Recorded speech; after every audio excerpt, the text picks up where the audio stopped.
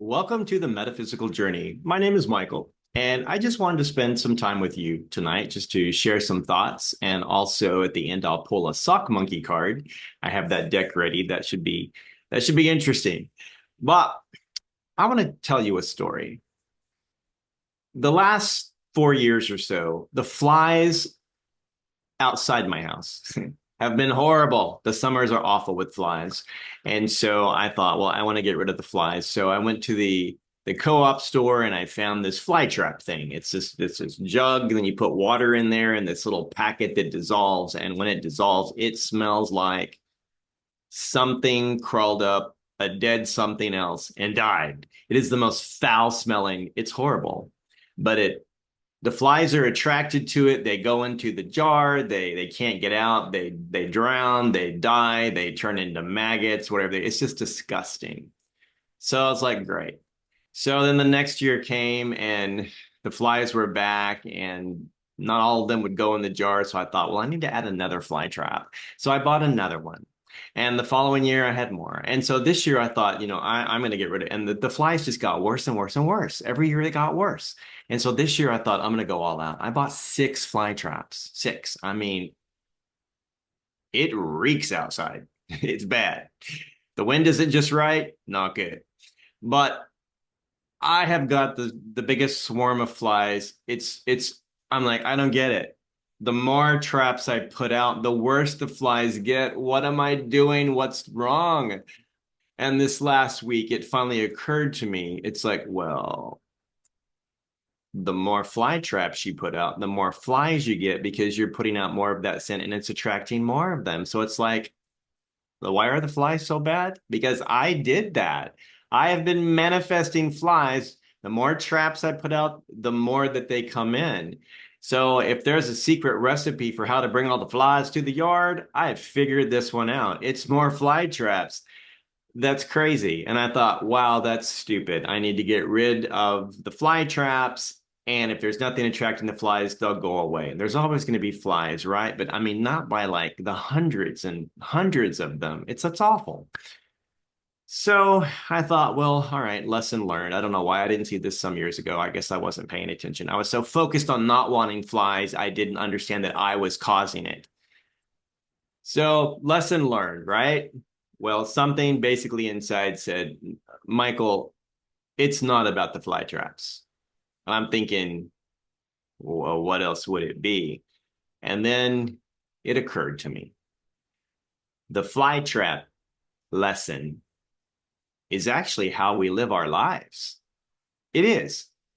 And I've given this a lot of thought. I've put all my Aquarius mental energy on this one. And as an Aquarius, I am the poster child for analysis paralysis. I will stop what I'm doing to focus my energy on a problem and just really think about it from every possible angle. It's insanely crazy. It truly stops me in my tracks. When I focus on something, everything else just comes to a standstill. So how do we do that in our lives? How am I doing that? Well, one of the key things that came to me was shadow work. Shadow work. Now, what does shadow work and fly traps have in common? A lot. Instead of trapping the flies, we're trapping ourselves, possibly, if not done properly. And I know a few months ago, I did an interview with Steven Spears, and we talked about this very topic. He first introduced it to me, and I was fascinated. It resonated, but I didn't know why. And we did this great interview on the Metaphysical Journey. It's in the archives there. We did a great interview, and I understood what we were talking about, but I just kind of went away from it feeling like I didn't quite fully grasp what he was saying. And now I fully get it. There's a delayed response with me. And I finally get it. It's like now I know what Stephen was talking about. He is right. It is a trap. But it's a trap that's wrapped in spirituality because we are wanting to be our highest self, our best possible person. So we are willing to go in deep, go far beyond into the darkness to find the problems and the answers to the problems that we face, because that will make us a better person moving forward. And of course, in many ways, it does. But in other ways, we get trapped in the past. We do, because every onion has many, many, many layers, and shadow work is like an onion. You pull back one layer, oh, wait, there's another one, and you go into that, and you keep going, going, going, going, going. And in the process of that, of just examining our past and these situations, just all the minutia of everything that was happening, we are generating a lot of mental energy around that, and that's vibrations we're putting out. We're caught up in the trauma of the past and creating this traumatic vibration going out, and it's just attracting more of that to us. So you've noticed, I'm sure, that when you're really deep in the shadow side of things, the synchronicities are off the hook. Stuff comes in and we say, oh, it's a synchronicity to show me I'm on the right track. No, it's a red flag to tell you that you're manifesting that all over again. Stop doing that. The more you focus on the trauma, the more traumatic things and synchronicities you're going to pull in that are related to that. That isn't always good. And that's where we can become trapped.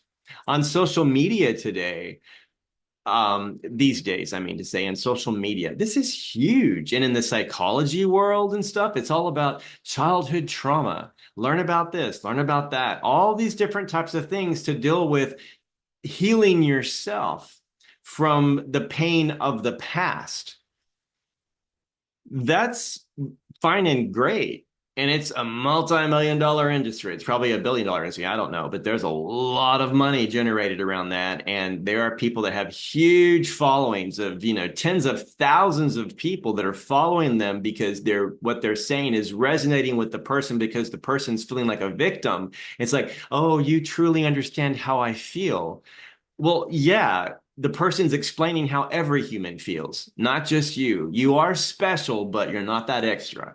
Every human feels that way. That's just the human nature. And so it doesn't make someone a super highly spiritual being because they can tell you what it feels like to be a human, because they're a human too. But no disrespect to them. There's some amazing stuff out there, and I have learned so much from them. But did it really help me? It made me understand who I am as a person. And I can explain and tell you where all my trauma, most of it, comes from, and when it occurred and how it happened. But does that change who I am moving forward? Not necessarily. I understand about the past, but I can't change any of that. Ultimately, we can't change the past. We cannot change who we were in the past because the past is over. It's dead and gone. And it's time to let that go. Cut away from that. Take a break and say, the past is over. I can't change it. Why do I need to keep digging into deeper layers of that thing that I have no control over? I mean, you can have an archaeological dig on the first person you ever dated and just go deep and deep and deep and deep and have all these little everything there. But is it going to change that experience? No. You're just going to be able to understand what happened better. But does it change anything? No, it does not. It truly does not. There is a point where we have to stop and say, enough is enough. I'm tired of looking back. I'm so focused on looking back at my past that I'm stalled in the present, and I'm afraid to move forward in the future because I don't know if the past is truly over. Am I really healed? Am I cured from that? No, you're never going to be cured from it because there was not much to cure yourself from. It's over. It's dead. Quit going backwards. You are not an archaeologist in the history of your life. That's not what your purpose is here to do. You're meant to live in the now moment. We all are in the now moment. And it's hard to live in the now when we're constantly in the past. And that's what shadow work does, that type of thing. It's like, oh, well, I'm dealing with myself in the present by examining only your past. When you stand in front of a mirror and you look at yourself, what you are seeing is a reflection of yourself right now. That's who you are right now. But when you really look at yourself closely, what are you seeing? You're seeing your present self through a lens of your past. Any scar that you have, you remember how you got it. any wrinkles that you have. You remember when you were younger and didn't have wrinkles.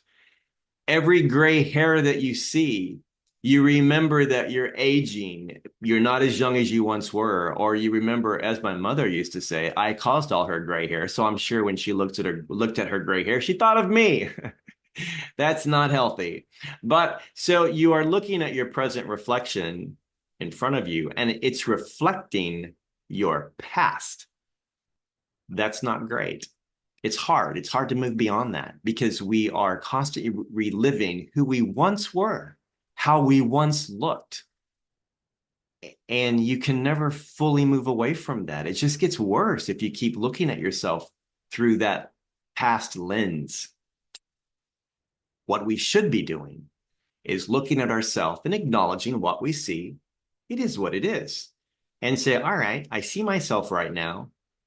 But when I look at myself in the mirror a week from now, a year from now, 5 years from now, what do I want to see? What version of me do I want to see reflected back to me? And that's what we focus on. If you are not happy with your body or the size or whatever it is, you have the power to change that. If you look at yourself and say, wow, I've put on 10 extra pounds, do exercise and get rid of them. You truly have control over that. Whether or not you do it is up to you. A lot of times when it comes to exercise, no, we don't because we're lazy. We remember what we used to be and we tell people, oh, yeah, I'm sorry, I'm this size, but I used to be so small and thin and whatever. And people are always talking about themselves in the context of the past. That's not good because you're not living in the present moment. You're in your mind in the past and using that and pulling that forward and telling people, well, I may look like crap now, but I used to be really hot, something like that. And we all do that to some degree. And our physical being, our physical body that we're looking at is really what everybody sees. Everyone sizes other people up by what they see on the surface. And we do the same thing with ourselves. What we're not seeing in that reflection is what's inside the physical body, which is that powerful light being that we truly are. This body is just a temple for our inner self. And that inner self is truly who you are.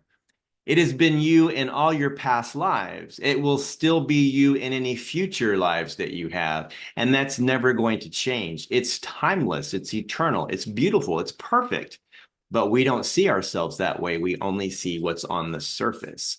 And that's really sad. And so we're judging everything on the surface. And I've said in a prior reading, our entire economy and our country and the world pretty much is based on the surface reflection. What color you are, what size you are, what kind of clothes you wear, how you do whatever it is you do, all people see is the surface. And unfortunately, we see that too. And we also believe that that is who we are. And even the thing that people have say, and I've said this too, I've actually said this as well, something along the lines of, well, in my next life, I want to be Nordic and a supermodel, or in my next life, I want to be, whatever it is, a porn star. I don't know. I haven't said that one, but we think about ourselves and the other lives we want in terms of a physical body. That's not reality. We're much more than that on the inside, but we haven't allowed ourselves to see it because we've accepted what society says or who society says we are. In this life, my name is Michael. In a last life, who knows what my life was, what my name was. And in another life, I may have been Genghis Khan for all I know. I hope not, but still, we don't know. And that doesn't matter. What matters is who we are on the inside. And so who we are on the inside is connected to the higher consciousness at all times. So is the shadow work really necessary? Really? Is it really necessary? Does it change anything? The things that you went through in the past and the experiences that you had, they happened for a reason, and that was to help you become a stronger person, to grow from that and to move forward and still not stop you. And also, all the different things that you go through happen to help remind you of who you are on the inside, the strength that you have to dig into that, pull that forward, and still continue forward in this present life with your purpose of why you're here. We know that we arrive with amnesia, but all throughout our lives, all these clues are thrown in front of us to remind us of who we are. And we don't even pay attention to that because we're so focused on the physical. The things that you do in your everyday life clearly reflect the skills, gifts, and abilities that you have and that you arrived with. You don't remember them, but you have them and they play out. So if you're wondering, what is my purpose? What is this? What is that? Look and see what you're doing every day without even thinking about it. And that's directly connected to your skills and whatever special gifts that you came pre-wired with. They're yours. And they will always be yours. They were yours in your last lives, and they'll be yours in your future lives. So in this present incarnation, we are just here to have fun and to learn, and also to encourage other people to be connected to other people and to share our natural abilities with others. And you do that without even thinking about it. And most of the time, what you're doing, are you getting money for it? No, because you're not here necessarily to make a living off of what your natural abilities are. Now, that certainly works, and you can come up with a certain type of service that you provide to others, and that service incorporates your natural abilities, which makes perfect sense. So there's nothing wrong with money or anything like that. I'm not saying that, but I'm saying you innately do already what you came pre-wired with, but do you even see it? Do you see that in the mirror when you're looking at yourself? Probably not, because you're just looking at the surface. And so our society is just, they're getting it, I feel that they're getting it wrong. All the focus is on the past. And you have to deal with that before you can move forward. That is absolutely a lie. You've always moved forward. You're moving forward now. The thing with the past is part of the process. And part of the process of going through that is to get to the point to where you say, you know what? I don't have to know all of that. It's not going to change anything. The only thing that's going to change is my mindset now from this point forward of how I say my life is going to be, because you truly direct that. All the therapists in the world can't change that. Only you can change that. You could go through I have 40 years of therapy under my belt. I got, before going into the 50th year of it, I'm like, I'm done. No more.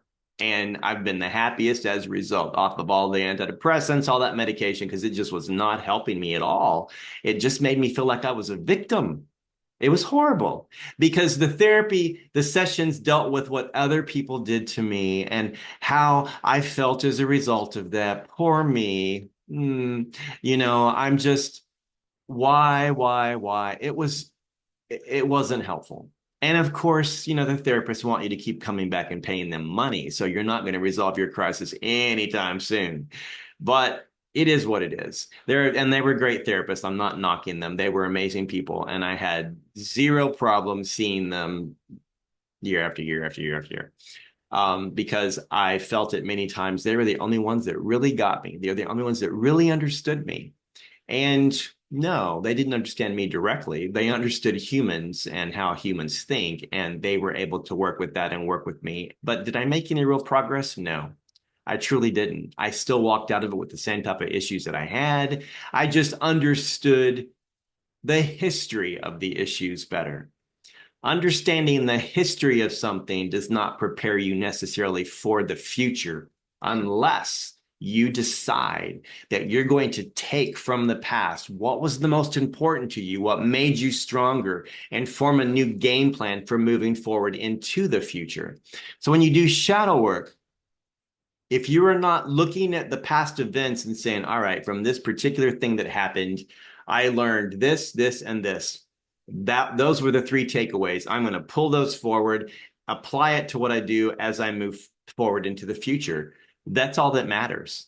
I shouldn't have to explain to you And you shouldn't even want to hear me explain to you all the dynamics and the building blocks that created this, and that, that created this thing in the past. It doesn't matter.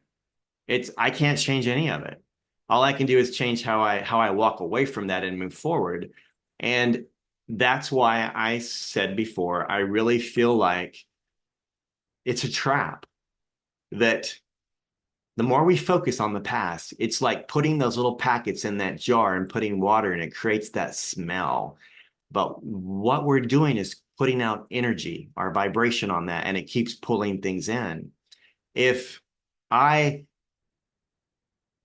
were to sum up everything in the past and the relationships and the people, and there's a history there. We all have it. We all do. If I were to sum that up and I say, okay, moving forward, I don't want that. And I'm going to then start saying out loud, I don't want a bad relationship, blah, blah, blah, blah, blah. What I'm actually saying is that's exactly what I want. If I'm putting out my intentions focused on the negative, I'm going to get negative. And it's a cycle we get trapped in. There's a lot on social media right now about narcissists. That's huge, big, lots of reels. How to deal with a narcissist, how to spot a narcissist, how to whatever to a narcissist. While that's good to know, absolutely. Does it change your life? Not really. Because the real question you should be asking is not how to deal with a narcissist. The question you should be asking is, why should I even have to have a narcissist anywhere near me? I shouldn't be attracting narcissists to start with. If you are attracting narcissists, it's because you're putting out some scent that's pulling them to you. You're putting out some vibration or energy, and it's attracting them to you. You are your own fly trap. If you are, and I'm just using narcissists as an example, there's many different types of people that we can attract into our yard. But if you are dealing with a lot of narcissists, you're putting out an energy that's pulling them to you. And what would that be? So in these reels and videos, we learn about the different things about a narcissist. And really what you're learning are the things within yourself that may be attracting them. If they like to take advantage of people with low self-esteem, maybe you have low self-esteem. It's time to change that. Now you can go into shadow work and spend all this time and money and years learning about what caused your self-esteem. That isn't going to help you. What will help you is to say, all right, I acknowledge I have low self-esteem and I need to change that. And start doing simple things that help you boost your self-esteem, whether it's affirmations, whatever it is. It's all about your mindset. If you do that and make that change, it's like removing the fly traps. The flies are no longer going to come, and the narcissists they're going to stay away from you. Not just narcissists, but any type of person, any type of repetitive cycle that we're in. If it keeps coming back, instead of saying, why me, you should be asking, okay, what am I doing that's causing this? Because you are bringing that to you, and make that change and move forward from that. Move forward. Don't go back to the past and use it as an excuse like, well, all these people, I only have losers because that's what it's always been. In my family, they've always dated losers, and it's just part of our cycle. It's just the cross I must bear. I'm sorry for your self-crucifixion. It's time to get off the cross. Everyone needs the wood. Truly step down, because that is bad thinking. And if you are doing that, and I am guilty of doing that myself, many ways, many times in the past, very guilty of that one. So I'm not preaching at you. It's just a message for everyone, I guess. But if that is happening to you, it's time to change your thinking and move forward with new thoughts. And that's how you end that cycle. The cycle ends with you. If this is continuing to happen, it's because you're not making a change, and your decision to not change is the decision that you've made. No action is a decision, and it will continue to come around. The universe will make sure of it because it's happening, because it's a lesson you're meant to see and learn. And if you're not seeing it for what it is, or if you are spending all this time in therapy and you're able to blame everybody else for it happening, It's still on you. You're still making no action to change. And no action causes that reaction to keep happening to you. So it's something to think about. You have so much power. We all do.